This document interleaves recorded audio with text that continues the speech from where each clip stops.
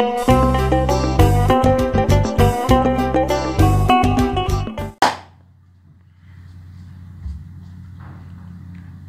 sore. Sore ini kami atau saya akan sedikit membahas tentang tolong menolong ala pak-pak.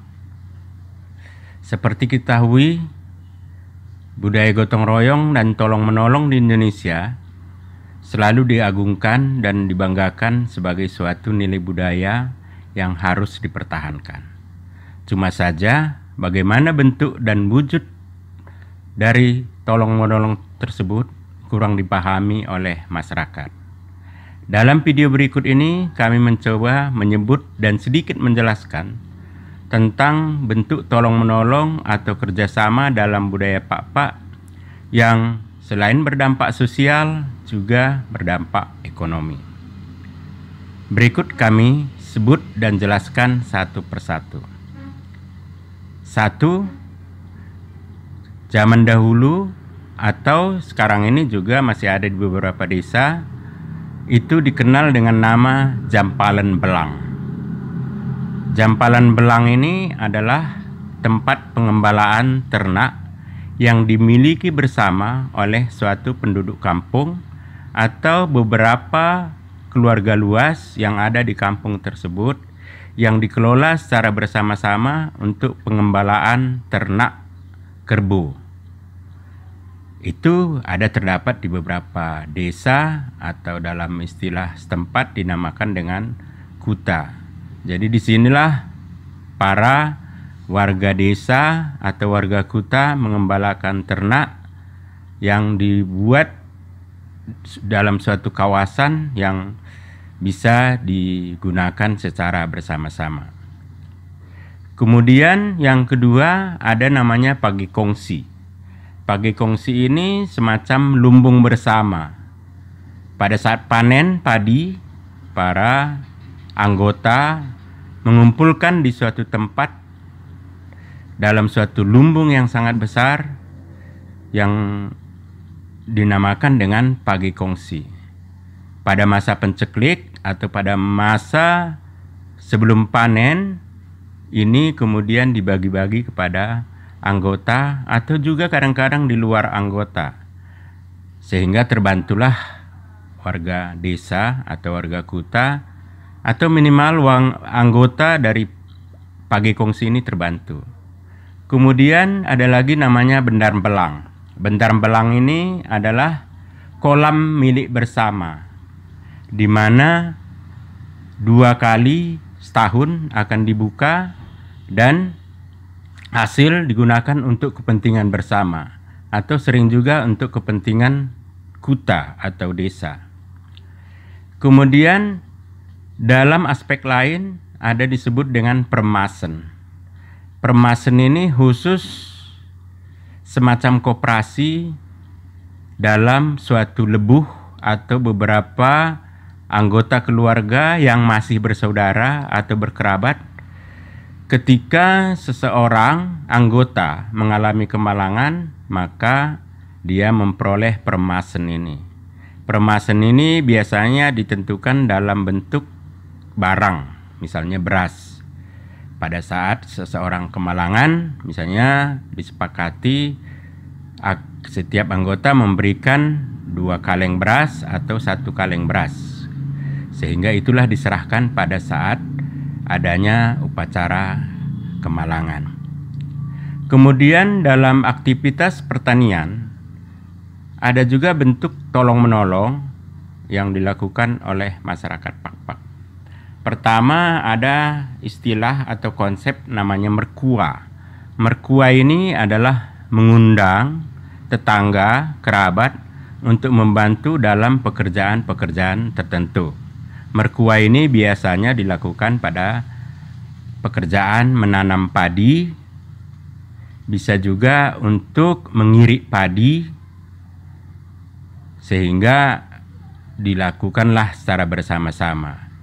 Ini tidak disepakati apakah nanti harus diwajibkan untuk membalas pada saat tetangga atau orang lain melaksanakan penanaman padi atau dalam bahasa setempat disebut merdang. Kalau di ladang, mersuan atau nanam padi di sawah. Tapi biasanya ini dilakukan secara sukarela, di mana tuan rumah hanya menyediakan lauk pada siang hari. Kemudian ada khusus, namanya rimpah-rimpah, sering juga disebut dengan abin-abin. Abin-abin ini khusus mengerjakan tahapan-tahapan dalam pertanian, misalnya perladangan, persawahan, misalnya pada saat membersihkan ladang atau membuka ladang dilakukan secara bersama-sama, tapi ditentukan jumlah anggotanya, misalnya 5 atau 10 orang. Kemudian secara bergilirlah ladang para anggota itu dikerjakan secara bersama-sama. Rimpah-rimpah ini biasanya lebih sering dilakukan oleh para pemuda-pemudi yang dalam bahasa setempat disebut dengan si mata daging. Tapi tidak boleh. Banyak juga orang tua melakukan rimpah-rimpah. Kemudian dalam upacara adat ada juga bentuk gotong royong atau tolong menolong.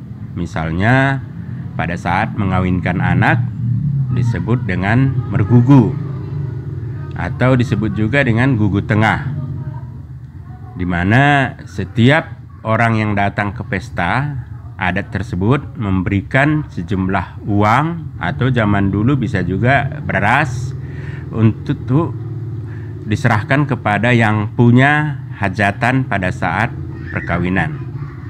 Mergugu juga bukan hanya dalam perkawinan saja, tapi juga pada saat upacara kematian yang pada YouTube sebelumnya kita menyatakan dengan istilah kerjaan jahat. Jadi mergugu dan gugu tengah ini dilakukan juga pada saat tersebut. Kemudian khusus dalam perkawinan ada namanya muatnakan pradupen. Muatnakan pradupen ini khusus dilakukan oleh pihak laki-laki ketika anaknya hendak melakukan perkawinan, khususnya anak laki-laki, sehingga kerabat dekat dikumpulkan semuanya termasuk dalam kelompok sulang silima, khususnya Beru dan Sinina yang dekat, mengumpulkan sejumlah uang untuk pembiayaan pesta tersebut. Ada beberapa lagi, misalnya ada namanya tok-tok ripe.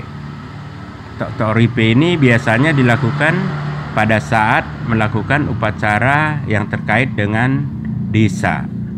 Misalnya di kampung saya sampai sekarang misalnya ada namanya menanda tahun.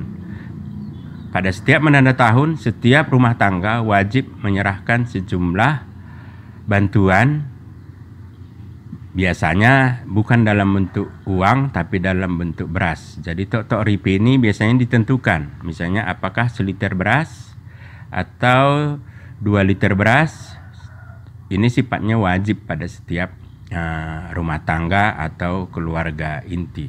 Banyak lagi sebenarnya bentuk-bentuk tolong menolong yang dilakukan dalam masyarakat Pak. Tapi dalam video sekali ini cukup demikian dulu yang bisa kami jelaskan. Mudah-mudahan nanti akan kami bikin secara berseri.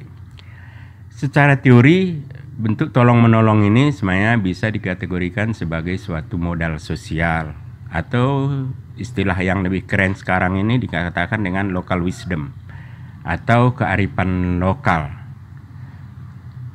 Seorang antropolog Kuncharaningrat menyatakan bahwa di Indonesia gotong royong itu bisa dibagi atas 2 bagian besar, yaitu gotong royong tolong menolong dan gotong royong kerja bakti. Gotong royong tolong menolong itu biasanya dilakukan dalam aspek ekonomi dan dalam upacara adat. Kerja bakti itu biasanya dilakukan untuk pekerjaan yang sifatnya untuk kepentingan umum, dan biasanya ada komando dari pihak atasan atau pimpinan desa atau pimpinan kota, misalnya membersihkan tempat ibadah, membersihkan tempat pemandian, dan ini juga dilakukan di masyarakat Pak. Demikian kira-kira video kami kali ini. Mudah-mudahan bermanfaat, dan kepada rekan-rekan pendengar dan penonton jangan lupa like, subscribe, dan share. Juah-juah Banta Karina, Oang.